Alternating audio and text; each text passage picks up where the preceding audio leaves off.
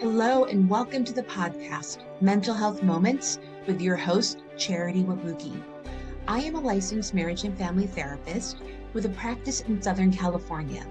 And each week, we will be talking about all things mental health to help reduce the stigma around mental health, provide practical daily tools for you to use, and help you live the best version of your life. So get ready to rise up, level up, and achieve new heights. If this sounds good to you, let's go. In today's episode, we are going to be talking all things panic attack and diving into effective strategies to help manage them. So I want to start this episode by sharing a personal experience. So allow me to paint this picture for you. It's a warm summer day in California. Me and my friend were hiking in the Malibu canyons.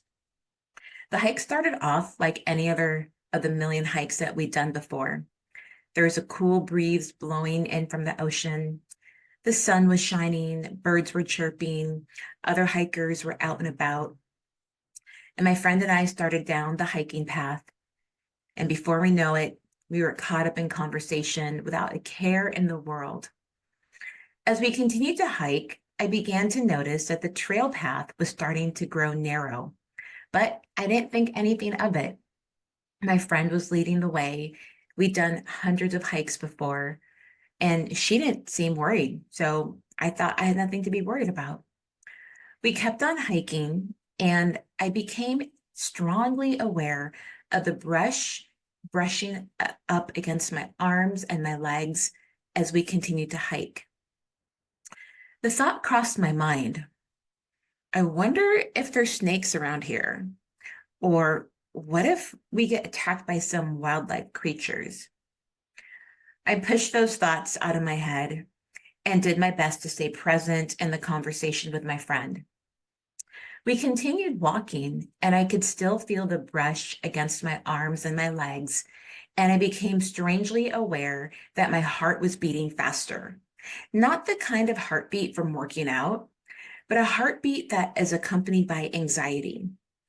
And I remember looking up to the sky and just felt the canyon walls starting to close in on me. I felt like I couldn't catch my breath. And I remember thinking, that's odd because I'm outdoors in the fresh air. A wave of fear washed over me. I started noticing tingling sensations all over my body. I was shaking, my heart was pounding, and it just completely overtook me. I remember telling my friend, I have to get out of here. The walls are closing in. I need to go. And before I knew it, I was running and running and running. I couldn't stop running. My body was shaking. I felt like my legs were going to give out under me at any moment, but somehow willed my legs to keep going.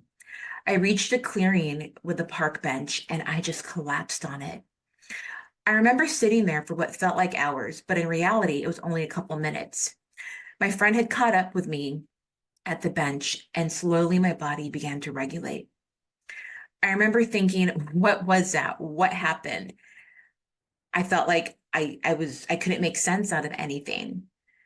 And the only thing I knew was I did not ever want to experience that again. That, my friends, was the first time in my life I had ever experienced a panic attack, but I didn't have the words to put to that experience. So let's start by just understanding what is a panic attack. A panic attack is a sudden episode of intense fear or intense discomfort that reaches a peak within minutes and that triggers several physical reactions when there's no real danger or apparent cause. Panic attacks can be extremely frightening, and when they occur, you might think that you're losing control or that you're having a heart attack or even dying. So some of the common symptoms of a panic attack include accelerated heart rate or your heart rapidly pounding. You might be sweating, trembling, or shaking. Shortness of breath, feeling like you're choking, chest pain or discomfort, nausea or abdominal distress, feeling dizzy, lightheaded, or faint, chills or heat sensations throughout your body, tingling sensations, derealization or depersonalization, fear that you're losing control or going crazy, and sometimes even the fear that you're going to die. That does not sound like a very fun experience to have. And the fact that it comes on completely out of nowhere, it's quick, it's intense, the sensations that you experience, they peak, and then they start to fall. So if you've ever experienced a panic attack, I know that probably you're thinking, okay, what are some things that I can do, right? So let's talk about some practical coping strategies. What are some things that you can do if you experience a panic attack? So the first thing that I invite you to think about and remember that the feeling that you're feeling during a panic attack is not final. Reminding yourself that the feeling is temporary. You will get through this. As intense as the feelings are, the feelings will reduce and they will subside. Reminding yourself that panic will not kill you. If you practice observing, which is a mindfulness skill, you'll notice that anxiety creeps up. Often people will notice thoughts as, I can't handle this, something bad is going to happen, I don't understand what's going on. All of these thoughts have the same theme, that panic will destroy them in some capacity. My friends, I want to remind you that no one ever dies from a panic attack. Yes, it's painful and uncomfortable, but panic will not kill you. Another coping strategy to keep in mind is a phrase that I call riding the wave. What does this mean? So picture the feelings of panic attack like a wave. It comes on suddenly, and your job is to find your balance in the middle of that panic attack.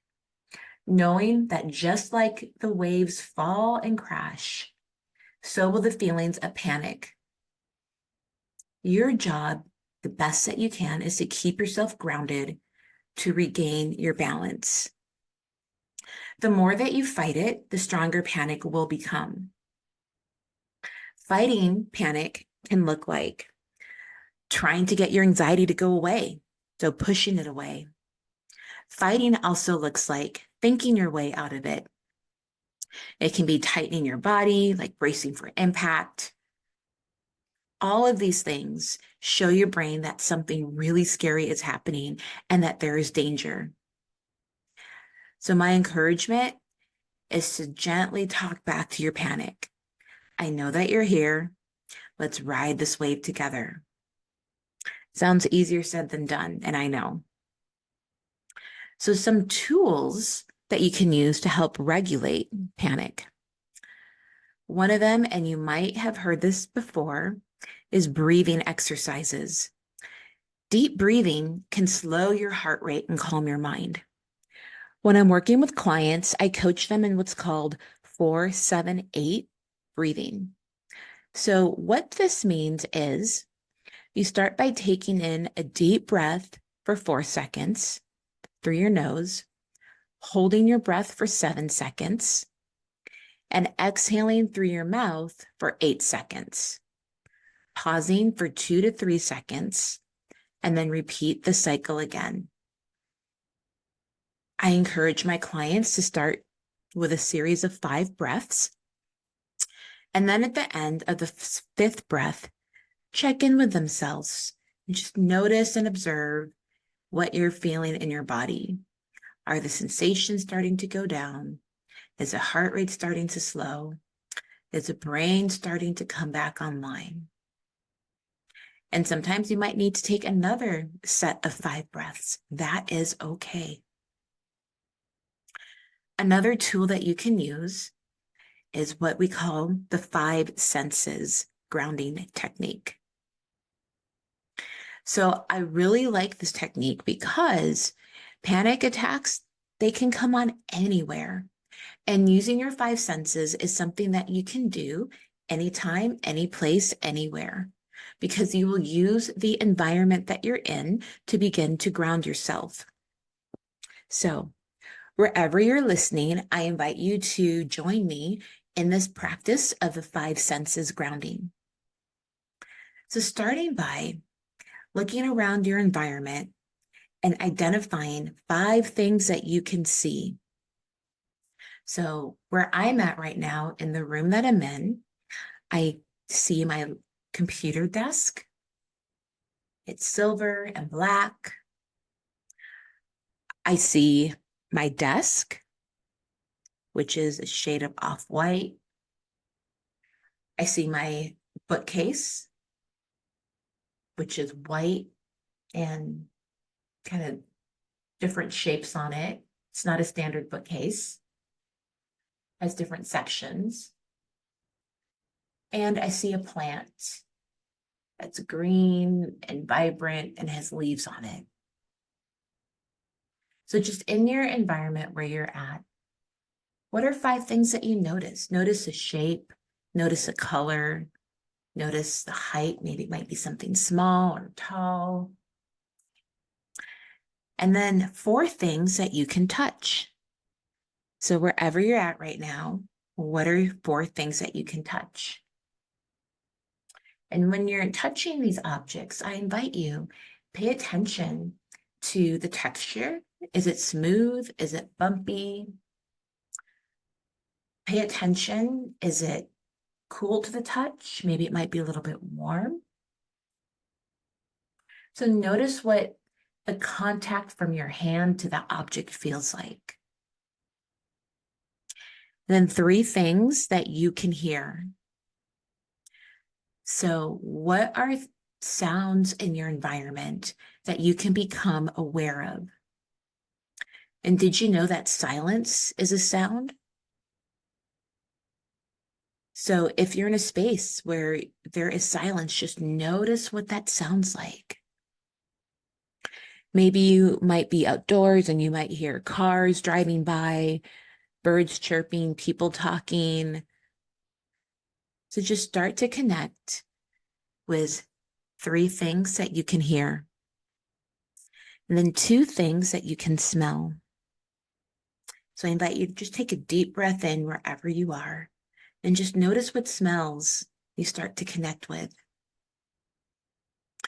Perhaps maybe you put perfume or cologne or lotion on this morning.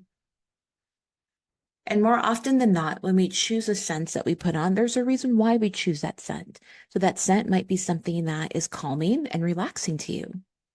So just notice that and observe that. And then finally, one thing that you can taste.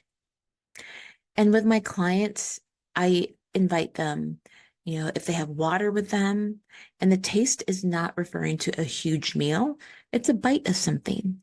So it might be a piece of candy, might be a chip, might be a piece of fruit. And so the idea with one thing that you can taste is for you to notice, first of all, what it feels like in your mouth. Is that item, it might be soft, it might be crunchy, it might be chewy.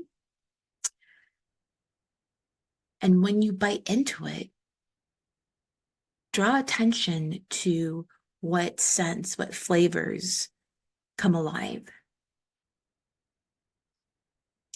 And if it's something that you're drinking, perhaps water, as you take a sip of water, notice the sensation of the water going down your throat and entering into your body.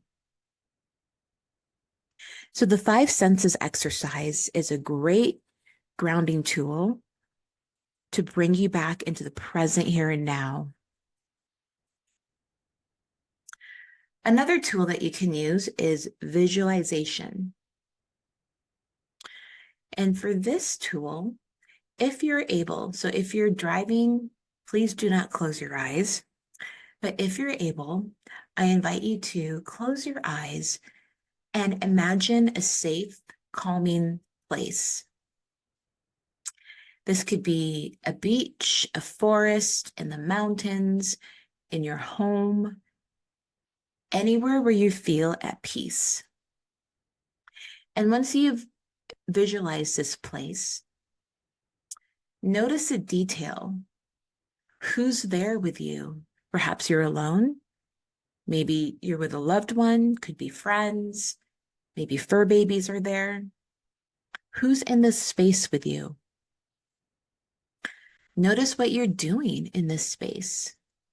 What do you see in this space? What do you hear in this space? So adding as much detail as you can while you're visualizing a place where you feel at peace, where you feel calm, where you feel grounded. And finally, another coping strategy, if you're facing panic, is movement. Now, please know, sometimes you might have a panic attack where you're not able to move your body, and that is okay. If you are able to move your body, I strongly encourage it. So movement helps your mind and your body stay connected, stay empowered. So movement could be just walking in the room that you're in. It could be going out for a walk. It could be pacing the floor. So you're moving in a way that connects you to your body. Okay. So as you're moving, notice if there's certain things that your body wants to do. So it could be your body feels like stretching its arms. Your body feels like just rolling the neck, right? Or stretching, in any position that your body is feeling organically led to do. So I encourage you, because panic attacks, they are not fun. And the crazy thing about panic attacks, sometimes we go through our lives without ever experiencing a panic attack. Sometimes we have one panic attack and that's it. Sometimes we have several panic attacks over a period of our life. So with panic attacks, there's not always a trigger that sets them off. And for some people, that can be so hard, not understanding why panic attacks are constantly happening. So my encouragement, if you are experiencing a panic attack, doing your best not to avoid them, not to run away. Because when we do this, we're teaching our brain that panic is dangerous and it's something that is unmanageable. We need to teach that part of our brain that we can do this and that there is nothing to run away from. Allow the anxiety to rise and fall on its own. Learning how to lean into that anxiety and panic and embrace that anxiety and panic. Because remember, managing panic, it is a journey, and it is okay to seek help along the way if you're struggling. You have the strength to move from panic to peace. So take care and be kind to yourself. And if you found this episode helpful, please make sure to comment, like, and subscribe. Thank you so much for joining us today. And as a reminder, information provided in this podcast is not designed to diagnose, treat, or replace professional therapy. If you or someone you know can benefit from mental health therapy services, please reach out to a local provider in your immediate area.